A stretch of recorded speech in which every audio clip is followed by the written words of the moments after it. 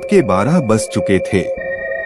बस number MH624931 एक छोटी सी लोकल एक्सप्रेस दमन हिल्स के घने जंगलों के भरे रास्तों से गुजर रही थी।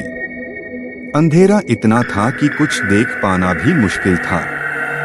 बस में सिर्फ 4 लोग थे और ड्राइवर को मिलाकर 5। एक था राहुल, जो खिड़की की सीट पर चुपचाप बैठा था। दूसरी सिमरन, जो सामने वाली सीट पर ईयरफोन लगाए हुए थी। और बाकी 2 आर्यन और करण, जो आखिरी सीटों पर हंस रहे थे, शायद किसी रील पर। ड्राइवर रमेश ने आंखें मली, फिर अचानक ब्रेक मार दिए। उसने अपने आप से कहा, ये क्या था? सब हिल गए। रास्ते के बीच कोई चीज थी। सबने देखा एक अजीब सा जानवर, जिसका सिर लंबा मगर उसकी आंखें बिल्कुल इंसानी और दांत इंसानों की हड्डियों से बने हुए। वो एक जगह खड़ा बस देख रहा था। ड्राइवर ने टॉर्च उठाई, बस से उतर गया। 5 मिनट गुजरे, फिर एक चीख आई जो उसी ड्राइवर की थी और वह मारा जा चुका था। सिमरन ने राहुल को देखा और कहा, ये नॉर्मल नहीं है, मैं देखने जा रही हूँ। राहुल ने मना किया, लेकिन सिमरन ने हाथ में पेपर स्प्रे लेकर उतरने की कोशिश की। तभी बस का दरवाजा खुला, लेकिन ड्राइवर नहीं, एक मास्क पहने हुआ आदमी अंदर घुसा। हाथ में चाकू, कपड़ों पर मिट्टी के दाग। वो बोला, सरप्राइज। उसका नाम था देव। जेल से भागा था, जंगल में छुपकर आ गया था और ये बस उसके लिए भागने का रास्ता थी।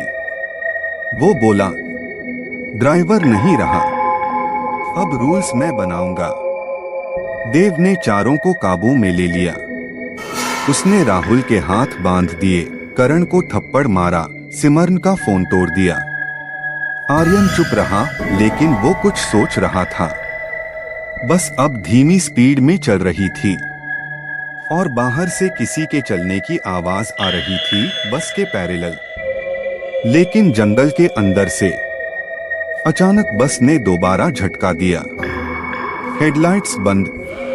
एक सुर्ख आंखों वाली शक्ल फिर से सामने आ गई, वही जानवर। देव ने गोली चलानी चाही, लेकिन जानवर बस की छत पर चढ़ गया। बस हिल रही थी। बस रुकी। सब जंगल की तरफ भागे। बीच में एक पुरानी झोंपड़ी मिली।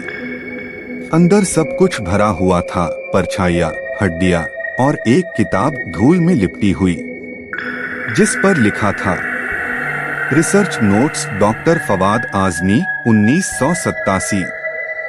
इस किताब में लिखा था, मैंने एक जेनेटिक प्रयोग किया जिसमें इंसान और जानवरों के डीएनए को मिलाकर एक जीवित प्राणी बनाया, पर वो क्रिएचर आक्रामक हो गया। अब वो इस पहाड़ी में रहता है। उसे सिर्फ एक कॉम्बिनेशन मार सकता है, बर्न्ड सिल्वर प्लस ब्लू ऐश। किताब के पीछे एक नक्शा था, पहाड़ी के अंदर एक गुप्त चेंबर का। जंगल में क्रिएचर ने उस कैदी देव पर हमला किया। उसने चीखकर कहा, मैं तो इंसान हूँ। लेकिन क्रिएचर को फर्क नहीं पड़ा। उसने देव को जिंदा चबा डाला। राहुल, सिमरन, आर्यन और करण ने किताब के निर्देशों के अनुसार एक ट्रैप बनाया। राहुल और आर्यन ने टेंपल के खंडहर से बर्न्ड सिल्वर निकाला, सिमरन ने ब्लू ऐश तैयार की। चेंबर के अंदर क्रिएचर उन पर हमला करता रहा, लेकिन जब राहुल ने केमिकल उसके मुंह में डाला, जोर का धमाका हुआ। क्रिएचर की स्किन फट गई और फिर एक अंतिम चीख के साथ वो जल गया। सुबह हुई। पुलिस को सब बताया गया, लेकिन लोगों ने मना कर दिया। ऐसी कोई चीज नहीं होती। मगर चारों जानते थे, उस जंगल में कुछ था जो विज्ञान से ज्यादा था। सिमरन ने किताब बंद करते हुए कहा, इंसान जब खुदा बनने की कोशिश करता है तो जानवर बन जाता है। हर राज दिखाई नहीं देता, पर हर राज सिखाता जरूर है। इन जरूरी है, लेकिन अगर उसमें इंसानियत न हो तो वो जानवर पैदा करता है। कुछ राज ही रह जाते हैं। तभी सिमर वो किताब दोबारा खोलती है, लेकिन एक पेज पीछे से गिर जाता है जो पहले छुप गया था। उस पेज पर लिखा होता है, सब्जेक्ट एक failed, backup subject stored in site B, कालीगढ़ तना। राहुल उस पेज को देखता है और कहता है, ये कोई एक ही क्रिएचर नहीं था,